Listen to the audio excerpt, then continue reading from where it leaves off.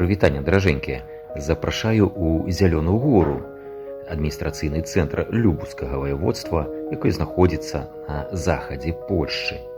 Само паселішча вядома з 1222 года, і зараз гэта важны культурны і прамысловы цэнтр гэтага рэгіёну. У 12 стагоддзі тут пачалі жыць перасяленцы з Франконіі, і не дзіўна, што тут актыўна пачалі вырошчваць вінаград. Ну а зараз у рэгіёне працуе больш за 100 гаспадарств па вырошчванню вінаграда.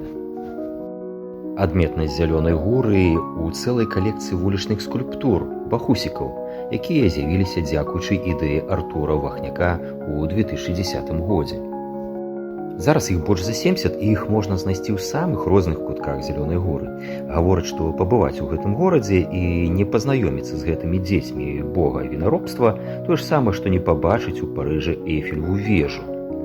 Зелёнагорскія бахусікі нават маюць сваю інтэрнэт-старонку, дзе можна ўбачыць іх апісанне, а турысты могуць прыняць удзел у конкурсе па пошуку гэтых металічных істот. Падарожжа шляхам бахусікаў і нават бахантык, дзяўчынак. Яны таксама п'юць гэты напой.